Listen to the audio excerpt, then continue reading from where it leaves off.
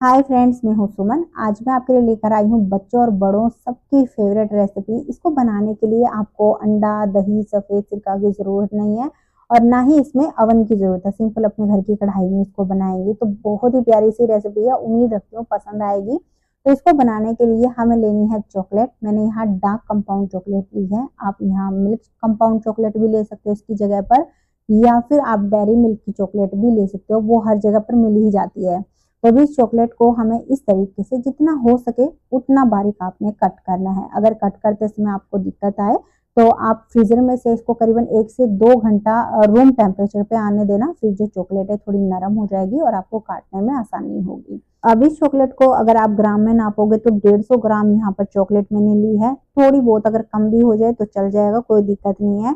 अगर कप से मेजर करोगे तो करीबन 1 कप भर के मैंने डार्क कंपाउंड चॉकलेट यहाँ पर ली है मेजरिंग कप से। अब इसके बाद हमें इस चॉकलेट को मेल्ट करना है, तो उसके लिए आपने इस तरीके से एक बर्तन में पानी लेना है और अच्छा सा गर्म कर लेना है। फिर जो ये बोल है इसके ऊपर रखनी है। बोल रखते समय आपने ध्यान रखना है कि जो पानी है वो बोल पे टच नहीं होना चाहिए, थोड़ा सा कम आपने लेना है। अब इस बोल के अंदर हमने डालना है 1 टेबलस्पून देसी घी। आप यहाँ घी की जगह बटर भी ले सकते हो और तेल भी ले सकते हो। साथ में 3 टेबलस्पून डालेंगे इसमें दूध। तो थोड़ा नाप के डालना आप, इससे हमारा जो ये गनाश है थोड़ा अच्छा बनकर तैयार होगा। अब बस आपने इसको मेल्ट कर लेना है। मेल्ट करते समय अगर आपको ऐसा लगे कि जो चॉकलेट है वो मेल्ट हो ही नहीं रही है, पानी थोड़ा ठंडा हो गया है, तो जो ये पूरा सेटअप है ना, इसको आप ऐसे ही आंच पे रख देना। फिर चॉकलेट मेल्ट करना, तो जो आपकी चॉकलेट है वो बहुत अच्छे से मेल्ट हो जाएगी। आप देख रहे हो यहाँ चॉकलेट पूरी तरीके से मेल्ट हो गई है, बिल्कुल भी इसमें टुकड़े नहीं है चॉकलेट के। तो ऐसा ही गनाश आपने बनाना है और इसकी शाइन आप देखो कितना शाइनी बना है। तो यहाँ पर गनाश आप बनाते समय ध्यान रखना, बिल्कुल भी ऊपर नीचे मत करना, नहीं तो जो आपका मिक्सचर वो ज्यादा पतला हो जाएगा और फिर आपको फिल करने में दिक्कत आएगी। अब इसके बाद इस बर्तन से इसे उतार देंगे और फिर थोड़ा सा इसको ठंडा करके हम फ्रिज में रख देंगे करीबन आधा पौना घंटा के लिए, ताकि थोड़ा सा थिक हो जाए। वैसे मैंने इसको थोड़ा सा ज्यादा रखा था, कुछ और काम में बीच बीच में कर रही थी करके। तो अब इसके बाद हम ड्राई इंग्रेडिएंट्स तैयार करेंगे। तो उसके लिए एक बड़े बोल के अंदर हम छन्नी रखेंगे और फिर छन्नी के अंदर डालेंगे 1 कप मैदा। आपने यहाँ सारी चीजों को लेवल करके लेना है। आप यहाँ आधा मैदा आधा गेहूं का आटा भी ले सकते हो। साथ में ही 1/3 कप डालेंगे देसी खांड या फिर पिसी हुई चीनी।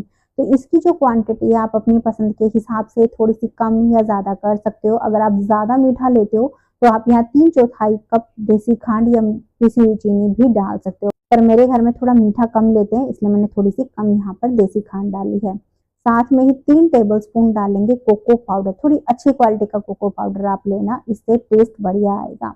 अब 1 छोटी चम्मच मैंने इसमें डाला है बेकिंग पाउडर, 1/4 छोटी चम्मच बेकिंग सोडा। अब इन सारी चीजों को अच्छे से छान लेना है। छानने से जो ये मिक्सचर है वो थोड़ा सा हल्का बनेगा और हमारी रेसिपी भी हल्की बनेगी।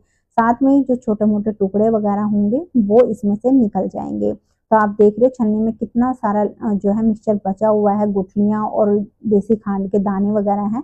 तो बस इसको नहीं डालना है, इसको हम निकाल लेंगे। अब ये जो मिक्सचर है इसको अच्छे से एक बार मिक्स कर लेंगे, ताकि जितनी भी चीजें हमने डाली है वो बढ़िया से इसके अंदर मिक्स हो जाए। अब इसको अच्छे से मिक्स करने के बाद साइड में रख देंगे और हम एक और बोल लेंगे और इसके अंदर हम डालेंगे 3/4 कप दूध। तो ये दूध सारा नहीं डालना, थोड़ा सा बचा लेना, आगे जरूरत पड़ेगी उसके हिसाब से हम इसमें डाल लेंगे। अब 3 टेबलस्पून मैंने डाला है रिफाइंड ऑयल। आप यहाँ रिफाइंड ऑयल की जगह देसी घी या बटर भी ले सकते हो मेल्ट करके। अब इन दोनों ही चीजों को अच्छे से हम एक दूसरे के अंदर मिक्स कर लेंगे। वैसे तो ये अच्छे से मिक्स होगी नहीं, पर जितना अच्छे से हो सके उतना आपने इसको मिक्स कर लेना है। तो मिक्स करने के बाद हमारे ये दूध और ऑयल आप देख रहे हो काफी हद तक मिक्स हो गया है। अब ये जो मिक्सचर है दोनों इसको साइड में रखते हैं और एक छोटी सी तैयारी हम और कर लेंगे। तो उसके लिए हमें लेनी है इस तरीके से कटोरियां। अगर आपके पास कपकेक के मोल्ड हो तो आप उसमें भी इसको बना सकते हो, पर मैंने सिंपल अपने घर की जो कटोरी होती है यही मैं इन्हीं में मतलब इसको बनाने वाली हूँ। तो इसमें अच्छे से हम ऑयल लगा लेंगे। ऑयल लगाना ऑप्शनल है, आप चाहो तो स्किप कर सकते हो, वैसे भी इसमें से हमें निकालना नहीं है। फिर भी अगर लगा लोगे तो बढ़िया ही रहेगा। जो केक है वो नीचे से ज्यादा जलता नहीं है और बहुत ज्यादा चिपकेगा भी नहीं। तो मैंने सारी कटोरियों में अच्छे से ऑयल लगा लिया है और अब इसके बाद हम आंच पे रखेंगे कढ़ाई और इस कढ़ाई के अंदर हम इस तरीके से कोई भी एक रिंग या फिर कोई कटोरी या स्टैंड रख देंगे, ताकि हमारे बर्तन को हल्की सी हाइट मिल जाए और नीचे से जले नहीं।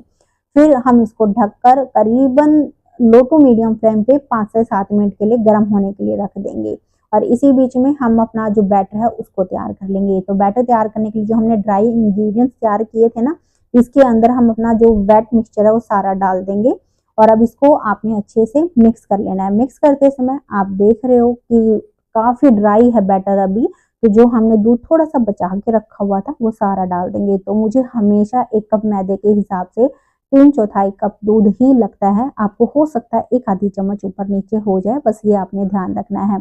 तो अभी बस आपने इसको मिक्स करते समय ध्यान रखना है कि आपने एक ही डायरेक्शन में चलाते हुए मिक्स करना है और ओवर मिक्सिंग बिल्कुल नहीं करनी। सिर्फ इतना ही मिक्स करना है कि जो इसके अंदर गुठलियां वगैरह ना वो अच्छे से खत्म हो जाए। आप देख रहे हो बिल्कुल स्मूथ हमारा ये बैटर तैयार हुआ है। तो इस तरीके का आपने रिबन कंसिस्टेंसी वाला ये बैटर तैयार करना है। अब इस बैटर को बनाने के बाद जो हमने गनाश फ्रिज में रखा था, आप देख सकते हो पहले से कितना ज्यादा थिक हो गया है। वैसे ये 2 घंटे मैंने फ्रिज में रखा था, इसलिए थोड़ा ज्यादा थिक हो गया है। अगर आप आधा पौना या फिर 1 घंटे के आसपास रखोगे तो जो ये मिक्सचर है थोड़ा सा सॉफ्ट आपको मिलेगा। अब इसके बाद जो हमने ये बैटर रखा, बस आपने 1 से 1.5 टेबल स्पून इस कटोरी में बैटर डालना है। बहुत ज्यादा मत डालना, थोड़ा थोड़ा बैटर ही हमें इसमें ऐड करते जाना है। तो करीबन 1.5 टेबल स्पून के आसपास मैंने यहाँ चारों जो कटोरी है इनके अंदर पहले स्टार्टिंग में डाला है। उसके बाद जो हमने ये गनाश रखा है इसको हम डालेंगे 2 टेबल स्पून के आसपास। वैसे इसकी जो क्वांटिटी है आप अपनी पसंद के हिसाब से थोड़ी सी कम या ज्यादा डाल सकते हो, जितना भी आपको चॉकलेट पसंद हो। मेरी बेटी को चॉकलेट बहुत ज्यादा पसंद है, तो इसलिए मैंने इसकी क्वांटिटी थोड़ी सी ज्यादा रखी है। आप अपनी पसंद के हिसाब से थोड़ा सा कम या ज्यादा यहाँ पर गनाश डाल सकते हो। अब इस गनाश को डालने के बाद ऊपर से करीबन 1 टेबल स्पून बैटर और डालेंगे। यहाँ पर बैटर आपने ज्यादा नहीं डालना है, सिर्फ इतना ही डालना है कि जो गनाश है वो अच्छे से कवर हो जाए। अगर आप ज्यादा बैटर यहाँ पर डालोगे तो जो आपका बैटर है वो बेक करते समय हो सकता है थोड़ा कच्चा रह जाए, या फिर आपकी जो गनाश है वो ज्यादा कुक हो जाएगी, मतलब जल जाएगी। तो ये आपने ध्यान रखना है। तो आप देख रहे हो मैंने 1-1 टेबल स्पून ही यहाँ पर जो बैटर है ऊपर से गनाश के ऊपर डाला है। अब हल्का सा इसको टैप कर देंगे ताकि बैटर थोड़ा सा फैल जाए। अब बस इसे बेक करना है। तो उसके लिए हमारी जो कढ़ाई है ये भी अच्छे से गर्म हो गई है। तो इस कढ़ाई के अंदर हम इस तरीके से एक प्लेट को रख देंगे और फिर जो ये बोल है ये सारे इसमें रख देंगे। अब बस ढक्कन लगाकर इसको मीडियम टू हाई फ्लेम पे 20 से 25 मिनट के लिए बेक कर लेंगे। आप एक बार 15 मिनट के बाद इसको खोल के चेक कर लेना। अगर आपको लगे कि वो अच्छे से बेक हो गया है तो फिर आप और बेक मत करना। तो मैंने करीबन 25 मिनट इसे मीडियम टू हाई फ्लेम पे बेक किया है और आप देख रहे हो हमारा चोको लावा केक कितना बढ़िया तरीके से बेक हुआ है। चॉकलेट बिल्कुल इसमें से बाहर आ गई है और केक के ऊपर की जो सरफेस है वो बहुत अच्छे से ड्राई हो गई है, आपको देखने से भी पता चल रहा है। यानी ये केक बहुत बढ़िया से यहाँ पर बेक हो चुका है। तो बस आंच को बंद कर देंगे और इसे निकाल लेंगे। निकालने के बाद इसको ठंडा नहीं करना होता, गरम गरम ही खाना होता है, तभी इसका असली मजा आता है। अब मैं बिल्कुल पास से आपको दिखा रही हूँ कि हमारी जो चॉकलेट है वो कितने बढ़िया तरीके से मेल्ट हुई है। आप देखो कितनी बढ़िया मेल्ट हुई है, बिल्कुल भी जली नहीं है, ना ही इसके अंदर टुकड़े हैं। बहुत बढ़िया तरीके से यहाँ पर लावा बनकर तैयार हुआ है और केक आप देख ही रहे हो बिल्कुल भी कच्चा नहीं है, बहुत अच्छे से बेक हो रहा है, आपको देखने से भी पता चल रहा होगा। तो बहुत ही टेस्टी ये चोको लावा केक घर पे बनता है। एक बार आप इसे जरूर बनाना और बनाने के बाद अपना फीडबैक मेरे साथ शेयर करना बिल्कुल मत भूलना। तो उम्मीद रखती हूँ फ्रेंड्स आज की रेसिपी आपको पसंद आई है। अगर अच्छी लग रही है तो प्लीज लाइक और कमेंट करके जरूर बताना, साथ में ही चैनल को सब्सक्राइब भी कर लेना।